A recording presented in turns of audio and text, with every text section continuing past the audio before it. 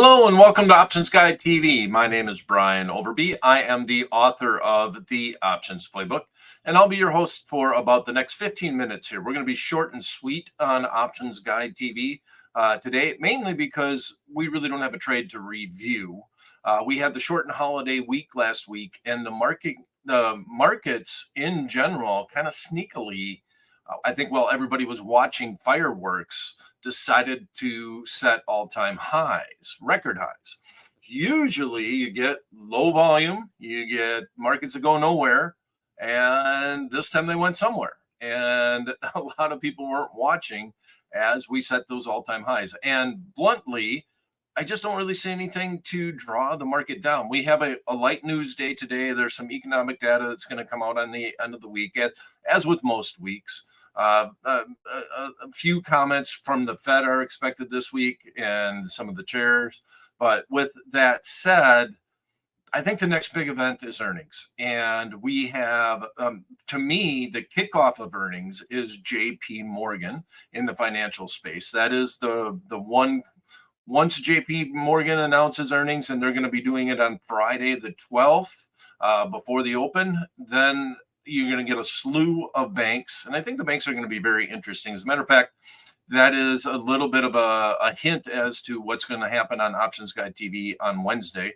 We're going to talk a little bit about the banks and a way to play them going into earnings. But today we're going to look at a trade in one of the Meg 7s. The first one to announce earnings, and one that has had a big run up here recently, which is Tesla.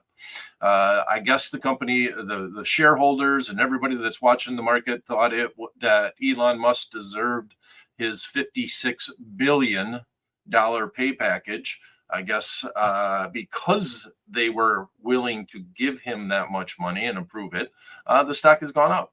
That's simple. Well, there's obviously some news that is around it. They've had deliveries and some other things that have been talked about.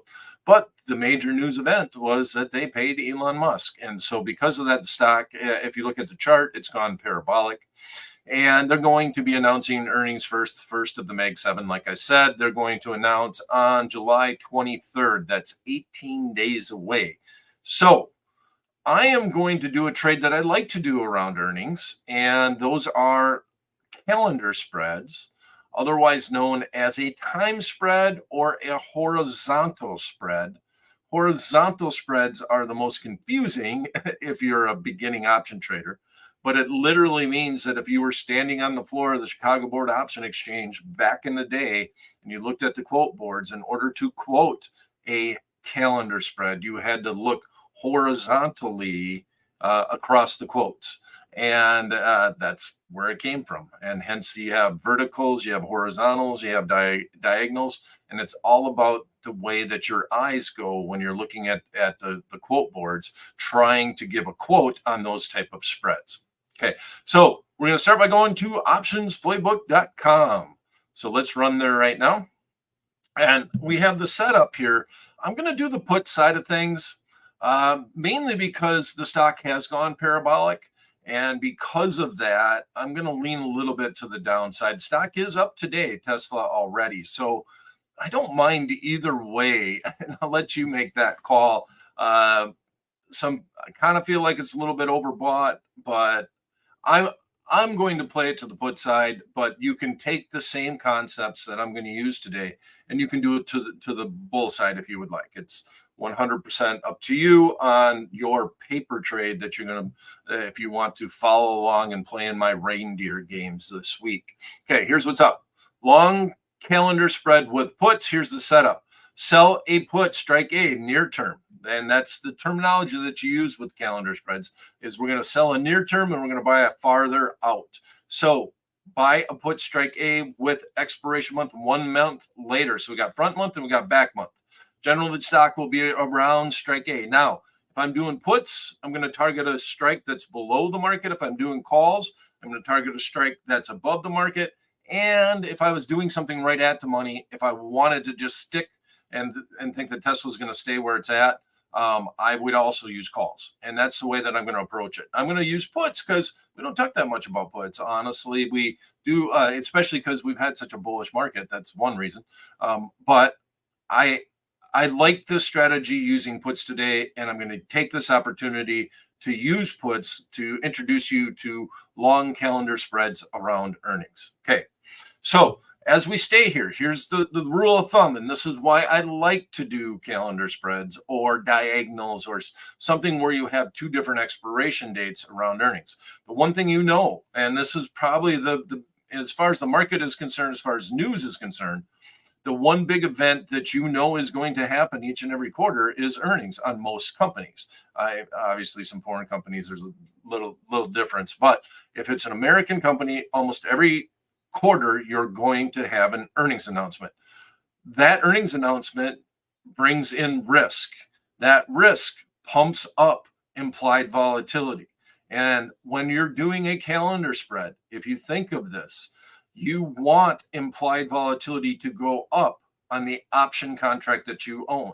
So ultimately, if I'm doing this and I sell the near term, we'll call it just the front month. If I sell the front month option contract, that won't have as much implied volatility in it. Why? Because it doesn't have that big event happening before that expiration date.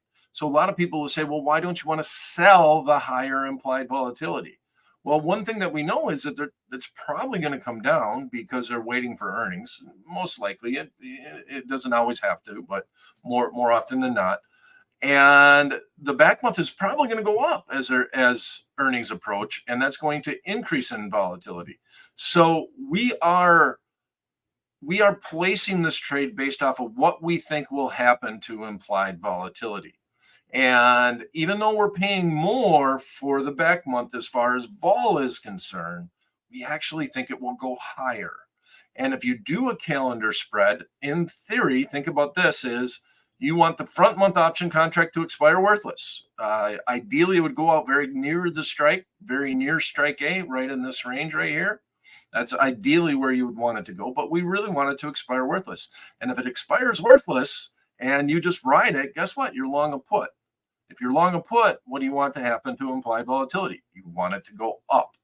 So that is the scenario. We're trying to take this piece called volatility and make it our friend by doing this long calendar trade. And you can do it with diagonals, where you're anything where you have two different expirations.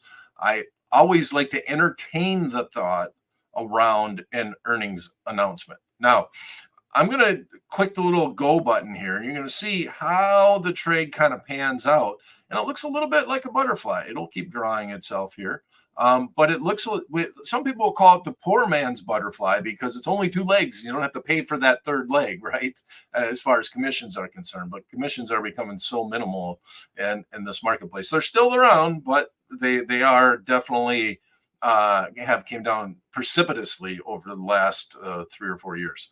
So with that said, you still want it to go to just like a butterfly, you want it to go to your strike and you want it to sit there and you want time to decay.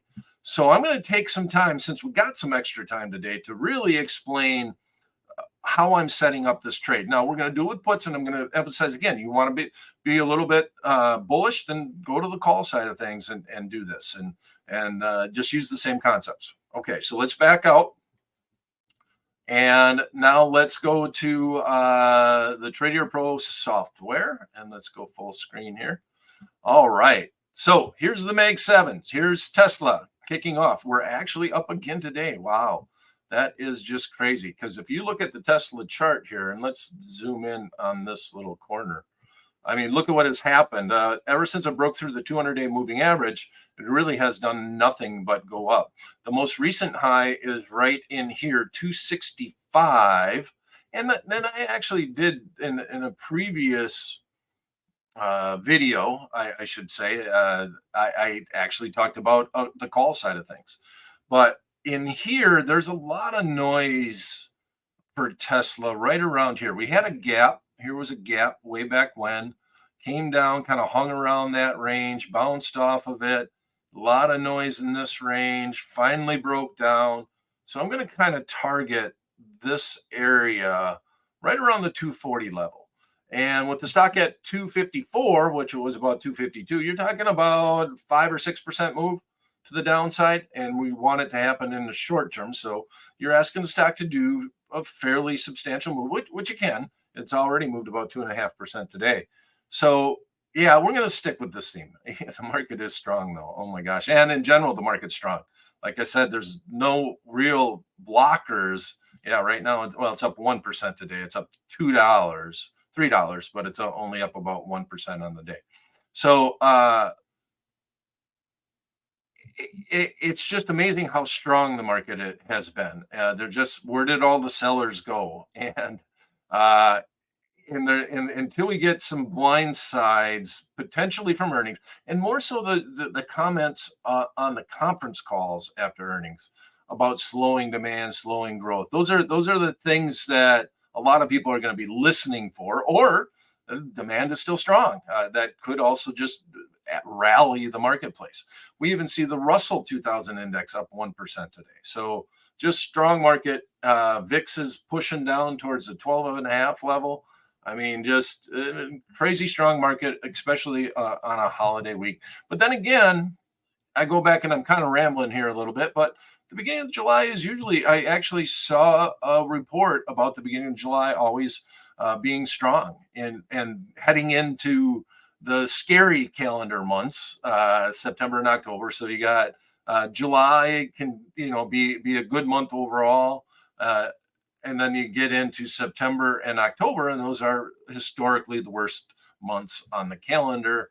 But the past performance isn't always a guarantee of future results. All right, there was my little diatribe, I guess, about the market. So that's where we're at. I'm going to stick with my guns here. We're going to go down right around that 240 level, right in this busy section here, and see if we can get the market to come back down to that level prior to its earnings report. Okay, so here is the chain. I always want to check if I'm looking at earnings. I have the date down as the 23rd. Do I see a pump up in implied volatility? And I do. 73% versus the 19th, which is 60%. So that's enough skew between the months to know that there's something that's going to happen between the 19th and the 26th, and we know that is earnings on the 23rd, which is a Tuesday. And here's our put side of the chain. So we're looking at the 240 strike. Market has, God, it just jumped just in the last second. Is at 255 here. We are buying the 240 put with the expiration that contains the earnings. Notice this is green, July 26th expiration, and this is the one that we are buying. And then here, this is the one that we are selling, which is about a $4 option, somewhere in that range. And total cost of this trade is $5 to put this trade on. Now, ideally, we'd like the market to start drifting lower. And even if it doesn't, there's still an alternative on this trade, because you're going to approach it in two different ways. In that, I'm going to put it on, see if I can make a couple of dollars. I'll risk $1.50 or so to the downside and hopefully make 2 or 2.5 on the upside. So if this thing starts trading, let's call it $3. We're looking at $5 right now. That's where the midpoint is at, around $5. If it starts trading around $3, think about getting out of the trade. That's about $2 below. If it starts trading as high as $8 or so, then I want to definitely sell that trade. And if anything, if it did come down to the 240 level, then I definitely want to get out of the trade. Just in general, that I don't want it to go beyond that 240 level. I don't want the risk of the trade. So even if it happens sooner rather than later, that's my goal. That's where I'm going to get out of the trade. Now, the downside is that if it goes up, well, now I have a situation where this will be going down in value, and I want to keep that in mind. I can do this a little bit differently, where I can roll my position and roll it into a diagonal, and that's up to you, but it means you have more risk up front. And let me show you that trade.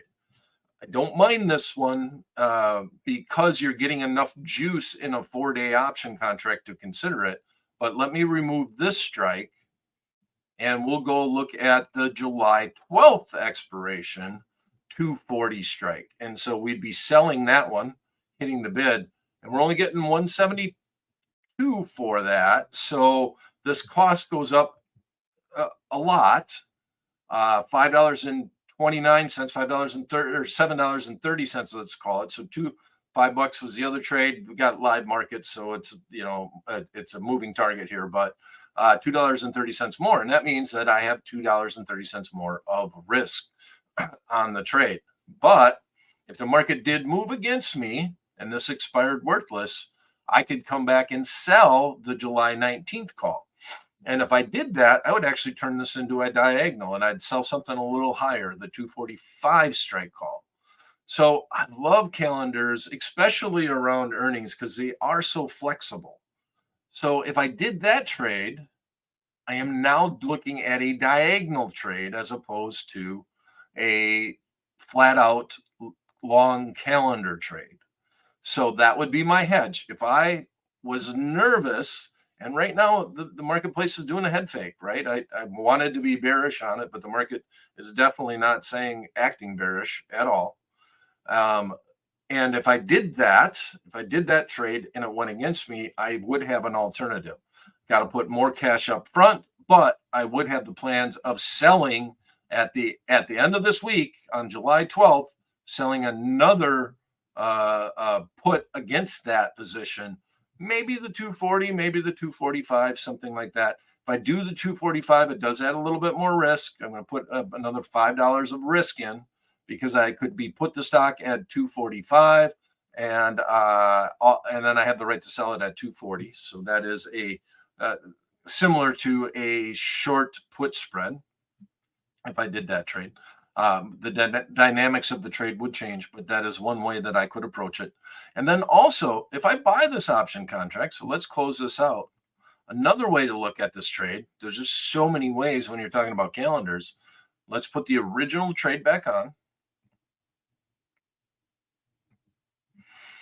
512, good, still in that same range. Another way to look at it is if the market does start going up, and this option does expire worthless, that means you got $4 that you're going to put in your pocket, somewhere close to $4, $3.90 or so. And I'm paying a lot for this option contract. I'm paying $8 or $9, but $4 helps quite a bit, right?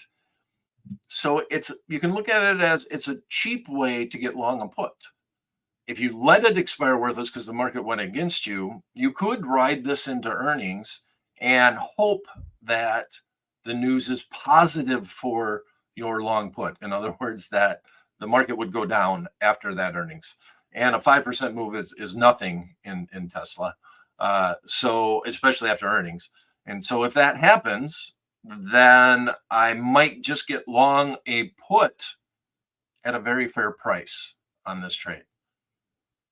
So many different dynamics. So let's go back and summarize.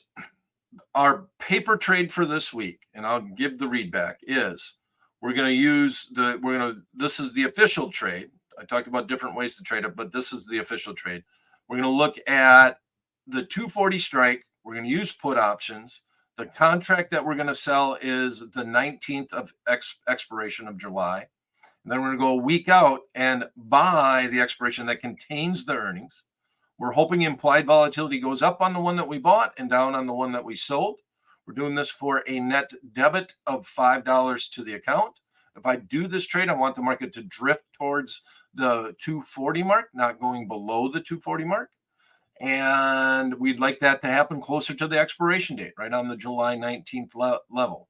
If I'm doing the trade, I'm not looking for a home run. I'm not trying to make $5, $10, $15. That's not really a feasible way to look at a calendar spread, but I also want to be able to close it out. If I want to close it out and the market starts going down and I lose a couple of bucks on the trade, I can get out of it. Or I can let that July 19th option expire worthless if it's going against me and just ride my long put going into earnings and see what happens. So there's many different ways that I can approach it. If I want to sell the near term July 12th option contract, I can do that, but I would do that with the idea that I'm going to roll on the July 19th date. And that's it for this edition of Options Guide TV. If you have any comments, you could put them in the chat box. I do not see any comments.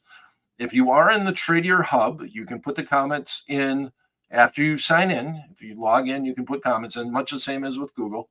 If you log in, you can put comments in. So if you go to youtube.com, you can also comment. And then also you can watch it very easily through x.com. I stream it live at my handle, which is very simple, at my name, at Brian Overby. Please give me a follow if you will, and that would be much appreciated. And we'll see you this Wednesday for the next edition of Options Guide TV. Thanks for stopping in.